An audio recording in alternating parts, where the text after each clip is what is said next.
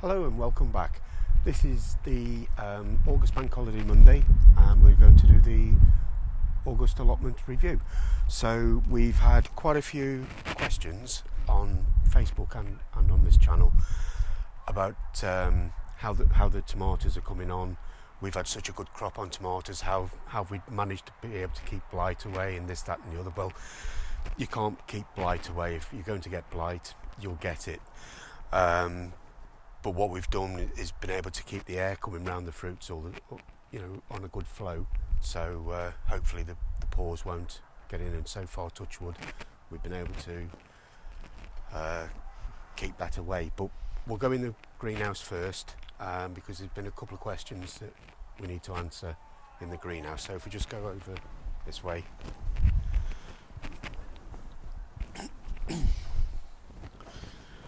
Okay, well, the tomatoes are coming to the end now. All we're doing now is just letting these ripen off, and then they're going to be coming out. So there's been some that finished fruiting at the back there, and we've pulled those out.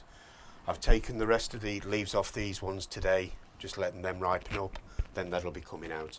But I've already got my salads growing, ready to come into here. But we've had a really fantastic crop off the tomatoes. This month alone, we've taken 26 pounds in weight off the tomatoes. But we've also had some questions. A lot of people are asking, how many leaves do you take off to be able to let the fruits ripen with the sun? So the way I've done it, but I can only go by what I've done myself. So the way I've always done it is when you get down to the trusses, pull these away a minute. This is the truss where you've still got a green one on there. When you start to see the yellow flowers coming onto here, there's a tomato coming there, but he's not going to do anything now. When you start to see them, you start to cut these leaves off up to here and take those off completely so the air gets all around them. And then as they progress further up, you cut even more off. And then hopefully that will keep them with the air flowing all around. But we've not had any green fly, white fly, or any sort of aphids on any of the tomato plants. Basically, it's just because we've got marigolds in here. Marigolds. You've got other plants, haven't you? You've got chilies. Yeah, these are chilies. Not chilies, these are peppers. Peppers, yeah. And they're doing okay. That one's starting to turn now, turn a different colour. So all in all, some time to ripen, don't they? Oh yeah, they do. Yeah, but all in all, now these are coming to the end. We started harvesting these last week in June, and in the next couple of weeks, all of these will be coming out completely. So whatever's remaining green, we'll just take off, take home, put in the windows, in the windowsills, and let them ripen off. Loads of soup off it, don't we? Oh yeah, we've got freezers full of it. Yeah. Right, let's go round to the beans. Hold on, just go backwards. Okay, so the runner beans are doing really well. They've had 4 feeds now off the fermented plant juice. Still got flowers in them. Yeah, but these are coming towards the end now. I'm a little bit disappointed with this variety. I can't remember the name of the variety, but I have got it written down in my seed information at home. But they seem to go stringy very quickly. Yeah, you got one here, look. Hold on, see if I can get it. Yeah, there's one here. Yeah, there's one That's here. a big one there. Yeah, they seem to go stringy very quickly. Hard, but we're having to pick them really, really young to be able to get the nice tender flavour from them as well. But as we move round, what we keep doing is de-leafing all the old leaves that are going yellow, and there's one just here, so all you do is just take that off. This helps to stop slugs coming. That's another question. I had a question from a lady in Sheffield, and what was that about the slugs? Thelma Cowthorne from Sheffield, and she asked, can I ask please, what is the best thing to keep slugs from eating my tomatoes in the polytunnel? Well, in a greenhouse, in the polytunnel, outside here, the only thing really that I've done to help reduce the slugs, we had a lot of slugs last year, but we've had virtually none this year.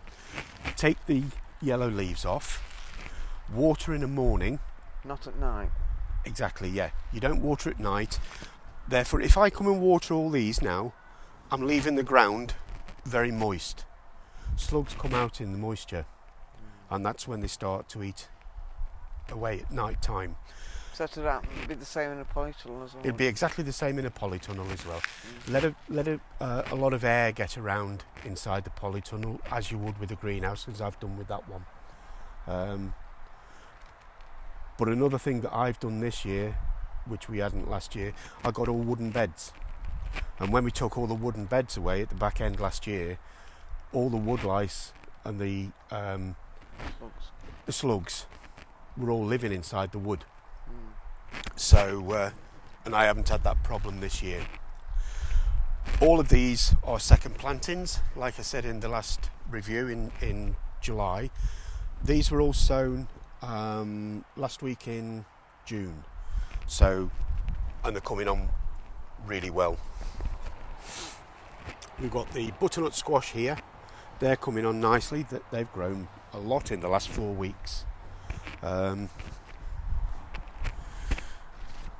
Here's some more leaves here to take off. Take that one off. Any sprouts? Yeah, these are the Brussels sprouts. And none of these are covered now, are they? No, none of these are covered.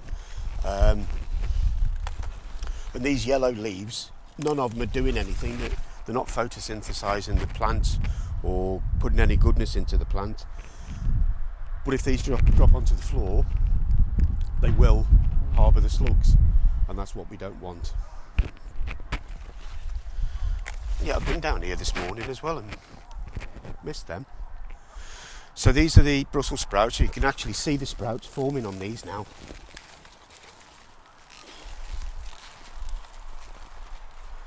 See the sprouts forming on these. Yeah, nice Christmas dinner coming on there. Yeah.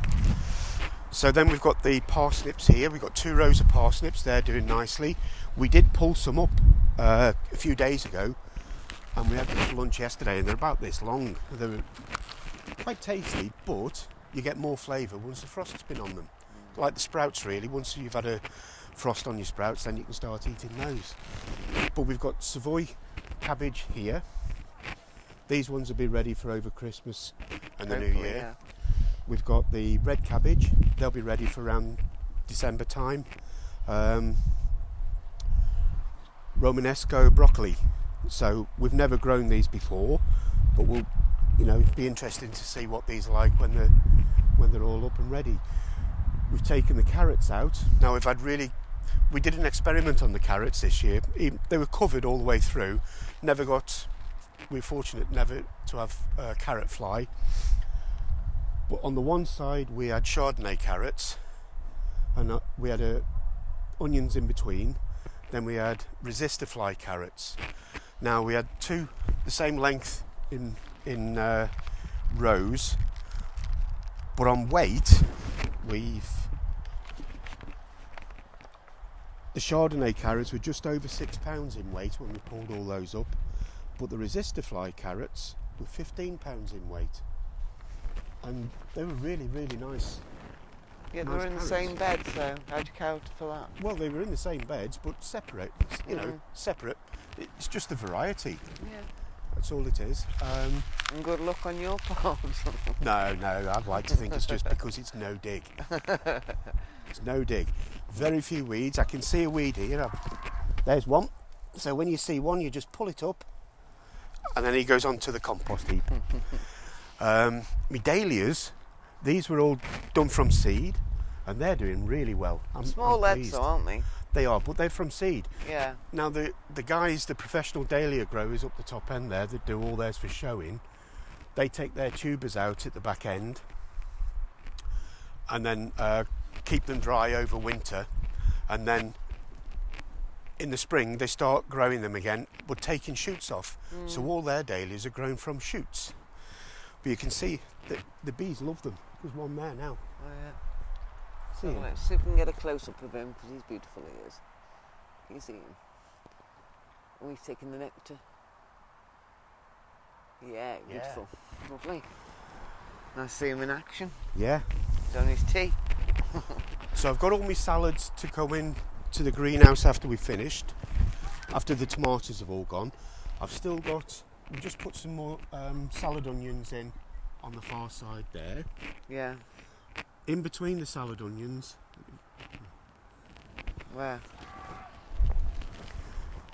in between the salad onions here, that's land cress. Oh, right.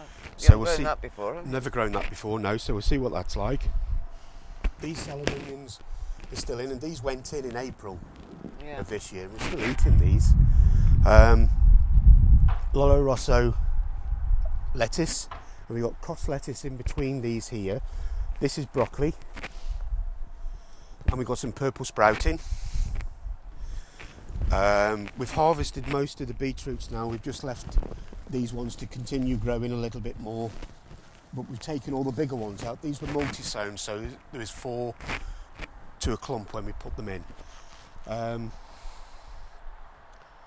I've got some more cabbage to come in here, which is going to go from January onwards to Durham King or something like that, which are going to be planted out there. I've just got to prick those out at home now to be able to put them in.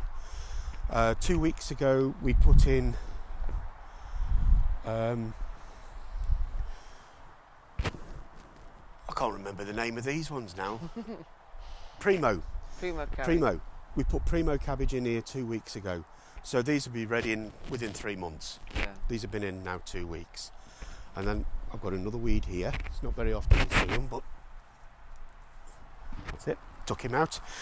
And 250 leeks, which are all multi-sown. So there's between 5 and 6 leeks to a clump. And when we come to harvest these, we'll just take the large one out. So all you do is just pull that, twist it and pull it up. Leave the rest in then to continue growing. We've got a netting over these until the end of September, because we can still get leek moth. So we're helping to prevent that. And while these are still young plants, it'll keep the pigeons and the birds off. But come towards the end of September, we'll take the netting off completely, just as these have got no netting or anything on, and we'll take it from there. But we're also working on our own compost bins. What I'm going to do with Jeanette taking over this plot here, we're going to incorporate that plot now in the reviews, and we're going to carry on with it. We were there the other day, and we started laying the beds out now. So we put compost all around the outside. There's going to be grass seed in the centre with 2 circles in it with more fruit trees in. There's going to be fruit trees all along the back. We've got a nice pear tree there. Other fruit trees are going along the back, but we're going to put bare root trees in. We're not going to put those in till November. November or March are the best time to put bare root trees in. There's going to be fruit in, gooseberries, blackcurrants, raspberries, into these raised beds here. Jeanette wanted raised beds, so Jeanette gets what she wants. And then we're going to put grass. We're going to put grass all around the outside so we can mow it. And then we've got some grass cuttings for the compost bins. But what we've decided to do, because we've got these plots and the top end as well, this has got to go to the dump, which is just rubbish. We'll take these fruit trees out and fruit bushes out to transfer into Jeanette's plot, and then I'm going to make 2 more, extend the bins. So I've got 2 more compost bins, so there's going to be 4 instead of the 2. I was going to do 1, but I'm going to do 2 extras now. And the compost is that's turning nicely now. So that's didn't you transfer some from the first bin? Yeah. This one was in the first bin. It's all been transferred into here. When we built another bin here, we'll transfer that one in. Then that one will transfer into this one. Yeah. So that's all doing nicely. And this is the one that we've been putting working on recently. So this has got,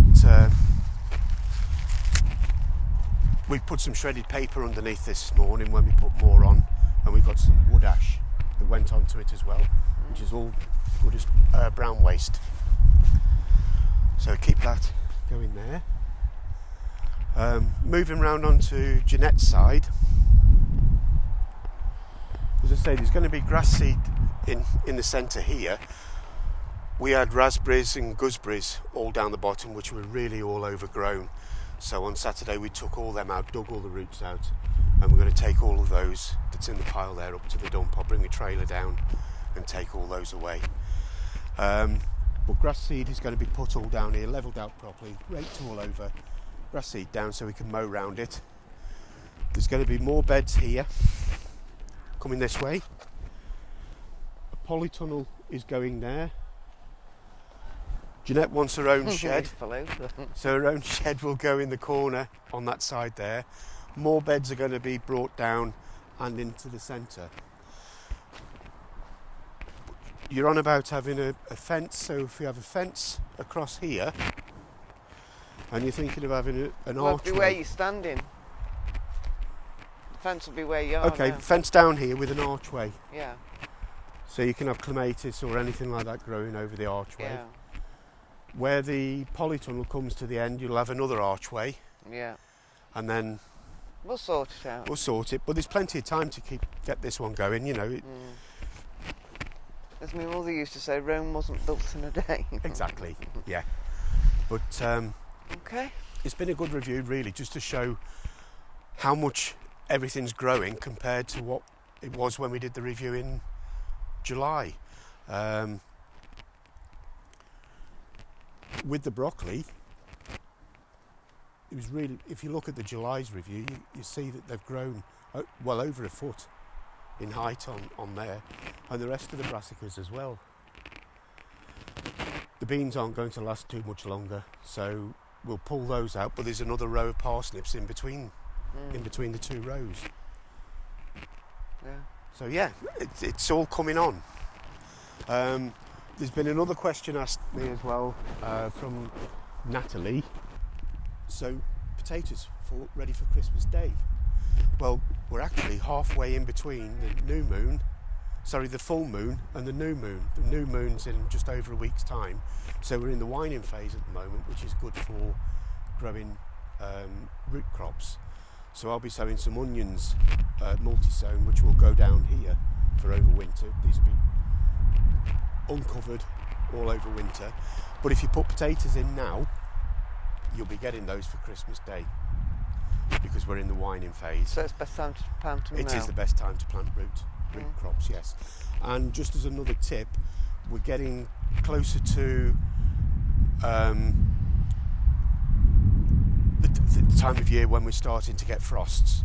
So if you've got potatoes growing, you've got all the tops coming above the soil or above your compost, and we get a frost in the night, a good tip so that you don't lose them, and that is to water them early in the morning, and that brings the temperature back up, and it's cover 90%. them up, obviously. Sorry? Cover them up. You can cover them up, yes. If you know there's going to be a frost, then cover them up. But if you don't know there's going to be a frost, and you get up in the morning early and you see there has been a frost, just get your watering can and water them, and it's a good chance you're not going to lose them. Yeah. So we're going to leave it there for now, and we'll be doing another video in another couple of days or so. So if anybody's got any questions that they want answering, please put them in the comments below. Give us a thumbs up, subscribe, and press the notification button for when the next video comes out. So until next time, bye.